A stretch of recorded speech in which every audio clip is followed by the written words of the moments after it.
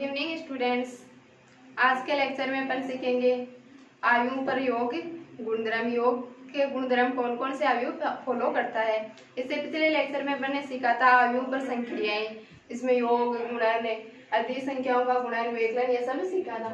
तो आज देखते हैं आयु योग गुणधर्म। आयु योग के कौन कौन से गुणधर्मों को फॉलो करता है। तो फर्स्ट गुणधर्म चेक करते हैं क्रम विनिमयता। आयु क्रम विनिमय गुणधर्म को फॉलो करता है या नहीं करता है। तो योग के लिए अपन आयु चेक कर रहे हैं, तो सबसे पहले योग के लिए आयु चेक करने के लिए क्या होगा, जो अपन आयु लेंगे वो समान क्रम की आयु होने चाहिए। जितने भी आयु लें, एक लें, दो लें, तीन लें या उससे अधिक लें, तो वो सभी आयु के क्रम कैसे होने चाहिए, समान क्रम के होने चाहिए। तो योग की कोई भी संक्रिया आयु पर अप्लाई करो, लेकिन उसके लिए जो आयु ले उन दोनों का क्रम कैसा होना चाहिए, समान होना चाहिए। तो सबसे पहले क्रम विनिमयता चेक करते हैं। क्रम विनिमयता चेक करने के लिए अपन अच्छी तरह से जानते हैं, किसी पर भी अपन क्रम विनिमयता चेक करते हैं तो कम से कम क्या अपने को दो आयु लेने पड़ेंगे। क्या लेने पड़ेंगे, दो आयु लेने पड़ेंगे, और वो दोनों आयु कैसे होने चाहिए, समान क्रम के होने चाहिए। और क्रम विनिमयता नाम से स्पष्ट है, क्रम में विनिमयता यानी क्रम का इधर उधर होने से कोई फर्क न पड़े तो वो क्रम विनिमयता नियम का पालन करता है। तो अपन कहेंगे यदि आयु A equal to A I J M cross N क्रम का तथा B equal to B I J वो भी किस क्रम का होगा, एम क्रॉस एन क्रम का। क्रम विनिमय होगा कब होगा, जब a प्लस बी इक्वल क्या आ जाए, b प्लस ए।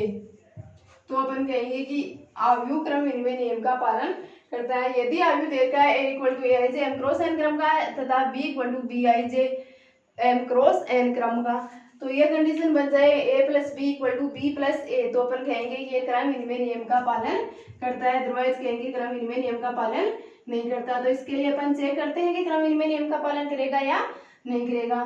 तो माना a प्लस बी लेकर चलते हैं और b प्लस ए निकाल देते हैं। a प्लस बी लेकर चलेंगे और b प्लस ए आ जाएगा, तो कह देंगे क्रम विनिमय नियम का पालन करता है।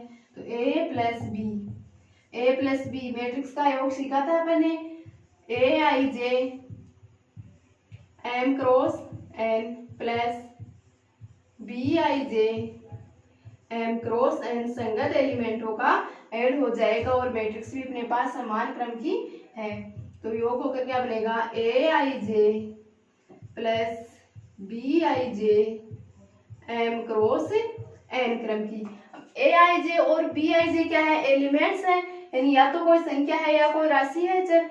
तो अपन कह देंगे कि ए आई जे और बी आई जे कोई संख्या है या कोई चर राशि है, तो उनमें योग क्रम विनिमय नियम का पालन करता है। तो अपन लिखेंगे योग क्रम विनिमय से। नेक्स्ट में लिख देंगे, इसमें अपन लिख सकते हैं इसे B I J plus A I जे। क्यों, क्योंकि बी आई जे और ए आई जे मैट्रिक्स ना होकर क्या है, मैट्रिक्स के अवयव है, और मैट्रिक्स के अवयव मतलब कोई संख्या है, और अपन जानते हैं कि संख्या योग के लिए क्रम विनिमय होती है। तो अपन लिखेंगे योग क्रम विनिमय से। अपन ने किसे लिख दिया, योग क्रम विनिमय से यह बात लिख दी। योग क्रम विनिमय से लिख दिया। अब इसे क्या लिख सकते हैं, बी आई जे किस क्रम का है, वापस अलग अलग लिख दे, एम क्रॉस एन क्रम का, प्लस ए आई जे भी किस क्रम का है, एम क्रॉस एन क्रम का। तो ए I J M cross N क्रम का बी मैट्रिक्स है, plus A I J M cross N क्रम का ए मैट्रिक्स है। तो अपन ए प्लस बी लेकर चले थे और क्या निकाल दिया, बी प्लस ए निकाल दिया, यानी मैट्रिक्स है वो क्रम विनिमय नियम का पालन करती हैं। तो लिखेंगे अतः आयु क्रम विनिमय नियम का पालन करता है। क्रम विनिमय नियम का पालन करता है।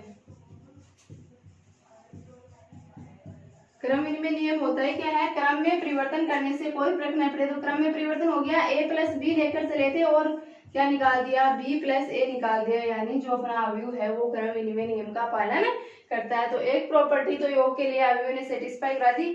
सेकंड देखते हैं कि योग के लिए शास्त्रीय नियम का भी पालन करता है या नहीं करेगा। तो अपन शास्त्रीयता चेकआउट करने के लिए कितने लेंगे, कितने आयु लेने पड़ेंगे, अपने को 3 आयु लेने पड़ेंगे, और तीनों आयु कैसे होने चाहिए, समान क्रम के होने चाहिए।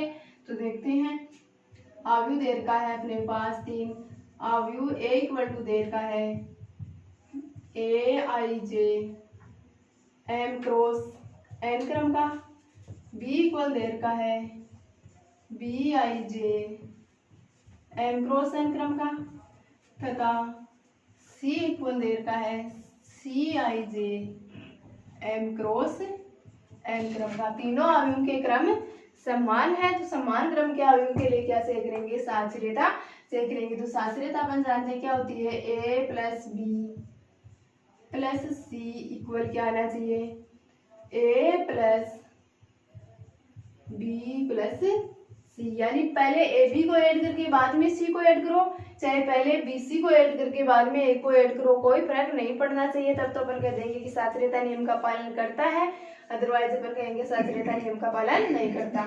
तो देखते हैं साचर्यता नियम का पालन करता है या नहीं करता। एक साइड लेकर चलते हैं और दूसरी साइड निकाल देते हैं। एक साइड लेकर चले और दूसरी साइड आ जाए तो अपन कह देंगे कि साचर्यता नियम का पालन करता है, और नहीं आएगी तो कह देंगे कि साचर्यता नियम का पालन नहीं करता। तो माना A plus B plus C, जब B A को छोड़कर C के साथ हो जाए तो कह देंगे करता है, और जब B A को छोड़कर C के साथ हो और इक्वल नहीं आए रिजल्ट तो अपन कह देंगे कि नहीं करता। तो A प्लस B को ऐड करेंगे पहले, बाद में C को ऐड करेंगे। मेरे पास बनेगा A की एलिमेंट A मैट्रिक्स दे रखी है AIJ M क्रॉस n क्रम की, प्लस B मैट्रिक्स है BIJ M cross n, plus C add करेंगे, C दे रखी है CIJ M क्रॉस n क्रम की। इसको ऐड करके क्या लिख सकते हैं अपन, ऐड होकर बन जाएगी matrix AIJ plus BIJ M cross n plus CIJ M cross n। हो गया इतना। AIJ plus BIJ M cross n की एक मैट्रिक्स होगी और एक मैट्रिक्स होगी CIJ M क्रॉस n की। ये मैट्रिक्स बन गई A प्लस B और ये मैट्रिक्स बन गई C। दोनों मैट्रिक्स ऐड हो जाएंगी। दोनों मैट्रिक्स ऐड होने पर अपने पास बनेगी AIJ plus BIJ plus CIJ, ये पहले से ऐड हो रखा था, M क्रॉस n क्रम का। अब ये क्या है, मैट्रिक्स के एलिमेंट है, यानी कोई संख्या है या कोई चर है, और अपन जानते हैं इनके लिए मैट्रिक्स किसका संख्या या चर के लिए योग किसका पालन करता है, साचर्यता नियम का पालन करता है। तो AIJ प्लस BIJ है, इसमें BIJ AIJ को छोड़कर किसके साथ हो सकता है, CIJ के साथ हो सकता है, क्योंकि संख्या है जो या चर राशियां है वो योग के लिए साचर्यता नियम का पालन करती है। तो क्या लिख सकते हैं अपन इसे, AIJ plus BIJ plus CIJ, यानी जो BIJ एक के साथ ऐड हो रहा था वो किसके साथ ऐड हो गया, एक को छोड़कर C वाले एलिमेंट्स के साथ ऐड हो गया और बन गया M क्रॉस n क्रम की मैट्रिक्स। इसे लिख सकते हैं अपन AIJ M cross n plus BIJ plus CIJ M cross n। किस नियम से लिखा है अपन ने, ये बने ये लिखा योग साचर्य नियम से। किस नियम से लिखा, योग साचर्य नियम से। योग के लिए साचर्य नियम का पालन हो गया। इसको भी क्या लिख सकते हैं, BIJ M क्रॉस n क्रम की, यानी B प्लस C मैट्रिक्स का योग है ये। तो इसे लिख सकते हैं पर AIJ M cross n plus BIJ M cross n plus CIJ M cross n। AIJ M cross n कौन सी मैट्रिक्स है, A matrix, plus BIJ M cross n कौन सी मैट्रिक्स है, B प्लस C। यानी जो B अपन A के साथ में पहले ऐड में लेकर चले थे वो A को छोड़कर पहले किसके साथ में ऐड होने लग गया, C के साथ में ऐड होने लग गया। इसका मतलब अपना जो आव्यूह है, अपनी जो मैट्रिक्स है वो साचर्य नियम का भी पालन करती है। तो लिखेंगे अतः आव्यूह साचर्य नियम का पालन करता है। अतः आव्यूह साचर्य नियम का पालन करता है।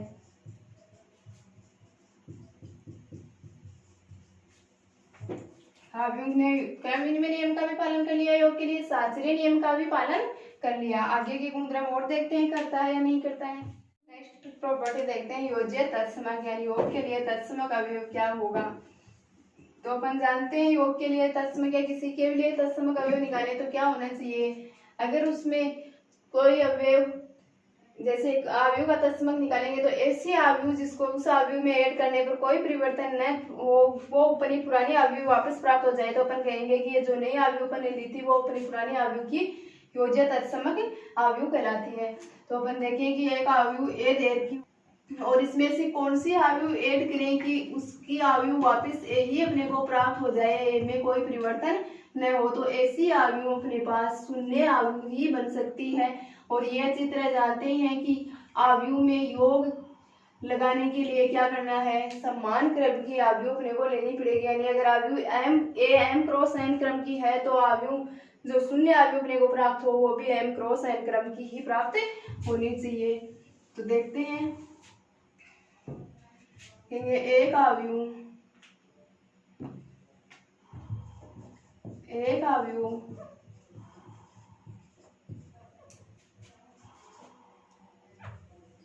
शून्य अवयव, एक शून्य अवयव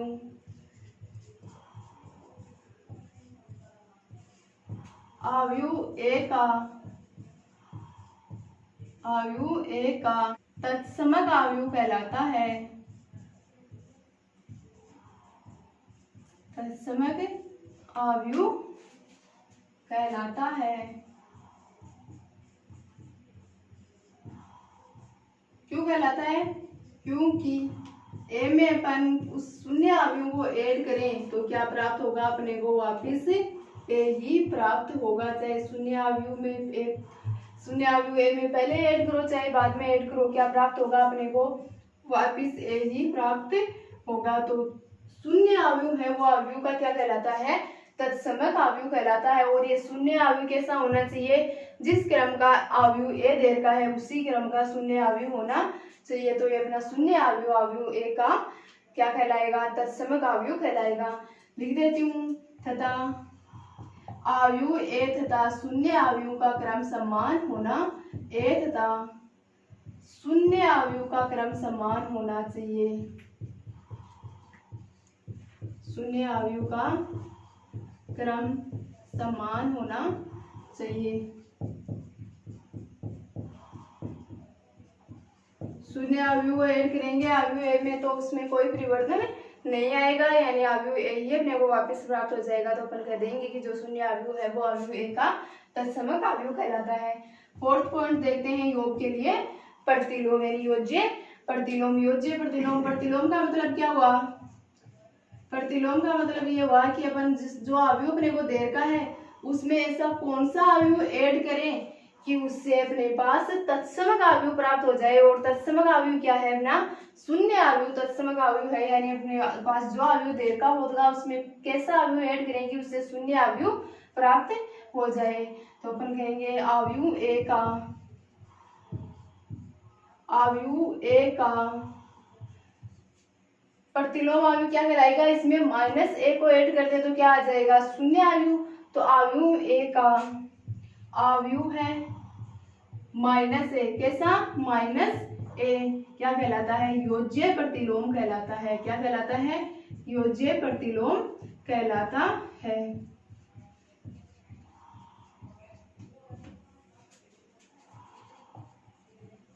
योज्य प्रतिलोम क्यों कहलाता है, क्योंकि ए प्लस माइनस ए क्या प्राप्त होगा, शून्य अवयव प्राप्त होगा। या इक्वल लिख सकते हैं पर माइनस ए में ए जोड़े तो भी क्या प्राप्त होगा, शून्य अवयव प्राप्त होगा। तो अवयव ए का अवयव माइनस ए योज्य प्रतिलोम कहलाता है। एक का योज्य प्रतिलोम कौन कहलाया है, माइनस ए। प्रूफ करके देख लेते हैं कि शून्य अवयव प्राप्त होगा या नहीं होगा। तो ए इक्वल अपने पास एलिमेंट देर का होगा ए आई जे, किस क्रम का, एम क्रॉस एन क्रम का। A equal to A I J M cross N देता है तो माइनस ए इक्वल क्या हो जाएगा, माइनस ए इक्वल हो जाएगा minus A I J M cross M का, और अपन ने पढ़ा था अदिश गुणन। अदिश गुणन में जिस अदिश संख्या से मैट्रिक्स को गुणा करते हैं उस अदिश संख्या से पूरे अवयव मल्टीप्लाई हो जाते हैं। तो यहाँ पर अदिश क्या है, -1, माइनस से मल्टीप्लाई करेंगे तो पूरे एलिमेंट्स मल्टीप्लाई हो जाएंगे। तो माइनस ए इक्वल क्या आ जाएगा अपने पास, -aij m क्रॉस n आ गया। क्या करना है, a में -a को ऐड करना है, फिर कहेंगे a प्लस माइनस ए है अपने पास aij m cross n plus -a क्या है, -aij m क्रॉस n, क्या होगा aij -aij m cross n क्या प्राप्त होगी, शून्य मैट्रिक्स प्राप्त होगी। किस क्रम की, m क्रॉस n क्रम की शून्य मैट्रिक्स अपने को प्राप्त होगी। तो a इक्वल क्या आ गया, a प्लस -a। तो योज्य प्रतिलोम क्या विद्यमान होगा, योज्य प्रतिलोम में जो अवयव देर का है उसका नेगेटिव साइन करके, प्लस का अवयव देर का तो माइनस का अवयव उसका योज्य प्रतिलोम कहलाएगा, और माइनस अवयव देर का है तो प्लस का अवयव उसका योज्य प्रतिलोम कहलाएगा। तो ये हो गया योज्य प्रतिलोम। 5th पॉइंट देखते हैं, निरसन नियम की अवयव निरसन नियम का किस प्रकार पालन लगाने के लिए योग की संख्या लगा रहे हैं और क्रम तो क्या होना चाहिए, समान ही होना चाहिए। तो लिखते हैं यदि ए बी तथा सी तीन समान क्रम के अवयव हैं, तीन समान क्रम के अवयव यानी तीनों का क्रम कैसा होना चाहिए, समान होना अवयव हो तो निरसन नियम कितने प्रकार का होता है, 2 प्रकार का होता है, वाम निरसन और दक्षिण निरसन। अपने को देखा है a plus B equal to A plus C, A plus B equal to A plus C, यानी एडिशन में जो वाम दिशा में अवयव आ रहा है दोनों में वो क्या है, इक्वल है। तो इसमें कौन सा निरसन नियम लगेगा, वाम निरसन। वाम दिशा का अवयव समान होने पर वाम निरसन और दक्षिण दिशा का अवयव समान होने पर दक्षिण निरसन। तो वाम अवयव लगकर इसमें बन जाएगा b इक्वल टू सी। क्या बनेगा, b इक्वल टू सी। कौन से नियम से, वाम निरसन नियम से, वाम निरसन नियम। सेकेंड दक्षिण निरसन नियम में देखते हैं, दक्षिण निरसन नियम में क्या होगा, b plus A equal to C plus A.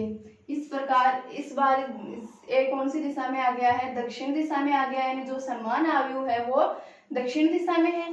तो b इक्वल टू सी होगा, लेकिन नियम कौन सा लगेगा इस बार, दक्षिण निरसन नियम लगेगा, क्योंकि जो समान अवयव है वो दक्षिण दिशा में आ रहे हैं। तो लिखेंगे दक्षिण निरसन नियम,